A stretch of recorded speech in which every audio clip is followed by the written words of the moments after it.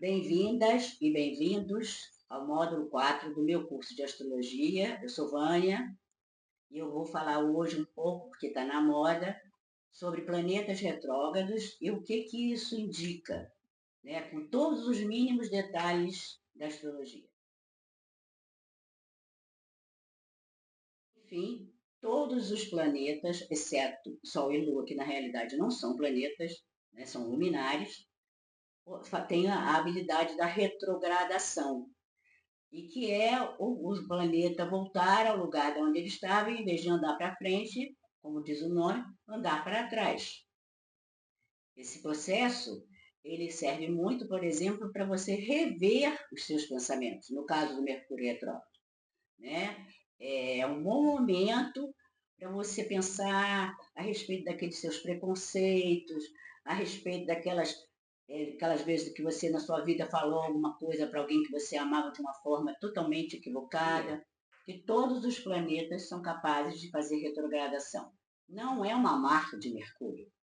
E a Vênus pode ficar retrógrada, o Marte pode ficar retrógrado, e isso aí é realmente uma coisa bem relevante na análise de um mapa, ou de uma progressão, ou de uma revolução solar, né? É bastante importante, mas uma das leituras mais acertadas, na minha opinião, a respeito de planeta retrógrados, tem muita relevância no sentido da reencarnação, né? Para você compreender o porquê de nessa reencarnação, por exemplo, você tem um Júpiter retrógrado, que é uma coisa que também assusta muitas pessoas, porque as pessoas imaginam assim, ai meu Deus, Júpiter retrógrado, eu nunca vou subir na vida, eu nunca vou conquistar nada. Isso é uma bobagem. Júpiter é um planeta benéfico. Ele pode estar, sim, num ângulo muito difícil, né? Por exemplo, uma quadratura de Júpiter retrógrado com Urano, isso aí já pode ser uma marca de algo severo que você esteja passando, uma situação financeira está quebrado, etc. Então, mas tudo vai depender em que casa está o planeta, em que signo está o planeta, qual é o ponto do mapa, a quantos graus ele está retrógrado. Cada grau, né? O Mercúrio no grau 1 é uma coisa, Mercúrio no grau 2 é outra coisa, e todos os outros planetas também têm esse mesmo movimento. Ah, aí ele retrogradou, ele estava em 5, né? Por exemplo, de Libra, e passou para 4. Isso muda alguma coisa? Muda muita coisa, entendeu?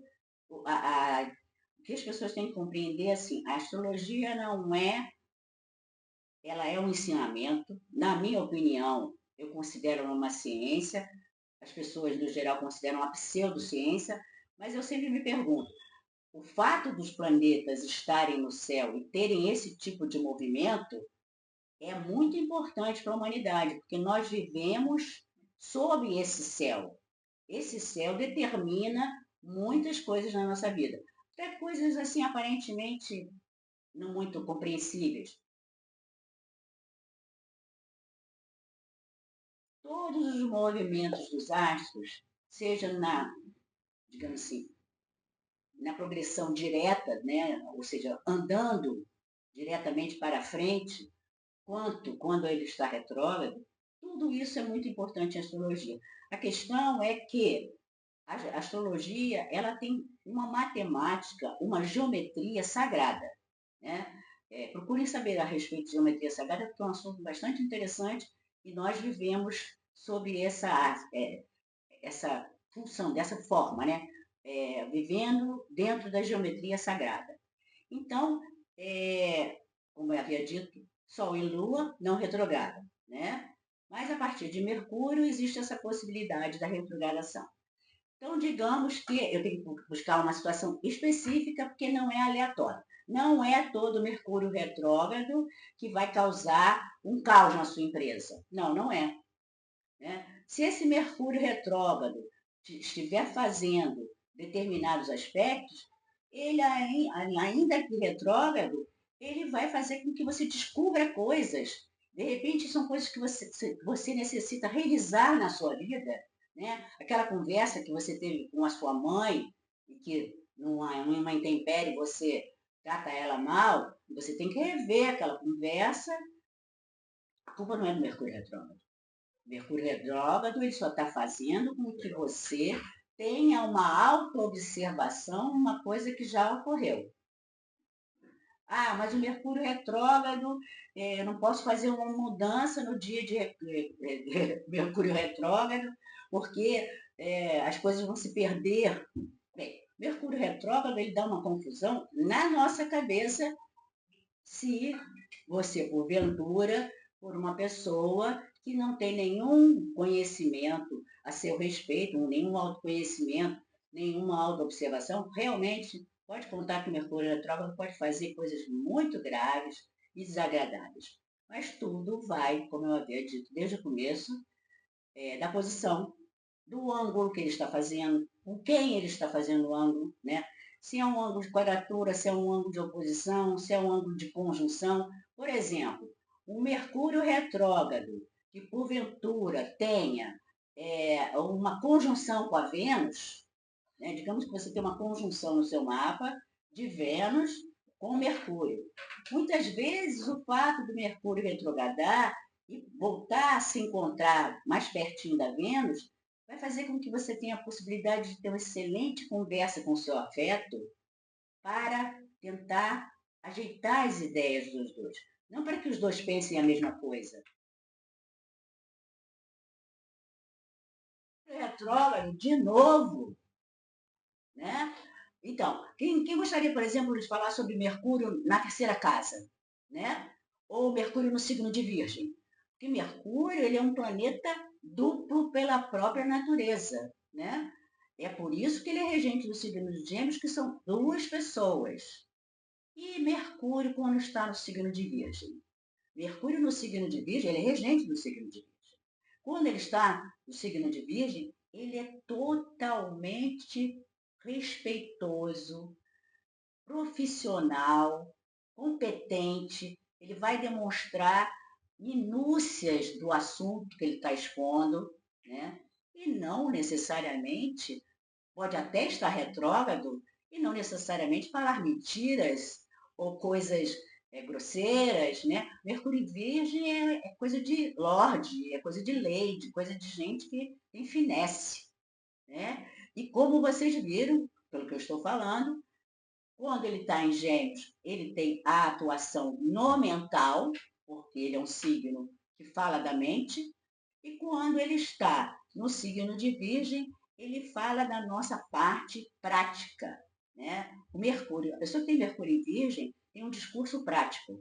Ela não fala abobrinha, ela é direta, reta no assunto, ela expõe o assunto, ela brilha quando ela fala sobre alguma coisa, impressiona, inclusive, pela preciosidade do discurso. Mercúrio em Virgem, quando ele não está retrógrado, quando ele está bem aspectado, ele é um Mercúrio de uma pessoa que tem 3 pós-graduações, 10 faculdades e coisa do tipo. Porque são pessoas que têm uma ânsia pela sabedoria aperfeiçoada. O Mercúrio em Gêmeos, ele fala, faz fofoca, ele é um, assim, digamos, é mais rasteiro na função dele, né? Mas é ele que é o dono da mente. O Mercúrio em Gêmeos. O signo de Gêmeos é que é o signo ligado à nossa mente e à nossa capacidade. E como nós sabemos, nós temos o hemisfério esquerdo e o hemisfério direito do cérebro. O hemisfério esquerdo ele se ocupa de determinadas coisas e o direito de outras coisas que não cabe aqui falar que eu não sou mestra nisso. Mas são dois conteúdos diferentes. Daí mais uma motivação para o fato de que Mercúrio venha reger dois signos diferentes. Como eu havia falado, o Mercúrio, a função dele é a função do mental, né? Mas, se nós temos dois hemisférios, significa que um é voltado para o processo emocional e o outro para o processo analítico, né? Então, dificilmente, quando eu estou com uma questão emocional, eu sou analítica, né? Quando a gente está emocionado demais, né? Isso aí é assunto até da Lua, porque é a Lua que trabalha essa parte da emoção, mas quando eu estou muito emocionado, de qualquer forma, eu posso estar emocionado com raiva, posso estar emocionado com amor, né? Então, quando eu estou muito emocionado, ele fica mais atrapalhado, esse diálogo, né? O diálogo fica mais atrapalhado, porque está envolvendo uma outra ordem que não é de Mercúrio. Eu gostaria que vocês tivessem a oportunidade de participar do meu curso, porque eu tenho visto muitas informações, principalmente na internet, né, na rede, informações tão desligadas de qualquer estofo, né, intelectual, realmente de entendimento, e que seja uma coisa que vem acrescentar às pessoas um autoentendimento, uma autoobservação, porque não existe autoconhecimento se não houver antes, né? E eu estou falando porque quando eu penso as coisas, né, isso aí é muito importante, tudo que passa pela minha mente, de pensamento, é uma corrente elétrica. Toda essa corrente elétrica que passa pelo meu pensamento, ela vai atrair um polo magnético, porque a eletricidade e o magnetismo caminham juntos. Então, o pensamento é elétrico e o magnetismo é aquilo que molda. Então, eu pensei assim: vai chover, cai a chuva. Eu pensei: vai chover, a chuva caiu. Fui eu que fiz a chuva cair? Não. Mas eu estando conectada com o mundo no entorno, eu vou interferir diretamente em coisas que às vezes eu nem imagino que eu sou capaz de interferir. Né? Quando eu desejo mal para alguém, ou quando, por exemplo, eu fico muito irritada quando eu vejo um político jogando palavras ao vento, falando besteiras, utilizando Mercúrio de uma maneira cruel, criminosa, né? E a gente tem vivido isso nesses tempos, então eu acho que é relevante tocar nesse ponto, porque muitas pessoas que, infelizmente, não tiveram acesso a uma educação formal, mais explicativa, mais relevante, elas vão se envenenando com esse lixo, digamos assim, energético que a gente recebe dessas figuras, não só dos políticos, né? Nós temos também muitos formadores de opinião que também falam coisas assim, e as pessoas se convencem daquilo porque elas não têm outras informações que façam elas terem discernimento. E discernimento é uma palavra que não cabe para Mercúrio retrógrado. E eu estou convidando vocês para me acompanharem no meu curso, porque eu acho que a gente vai poder trocar muitas boas ideias e, quem sabe, montar um mundo, mudar o mundo e fazer com que todos tenham acesso a uma informação digna e de confiança.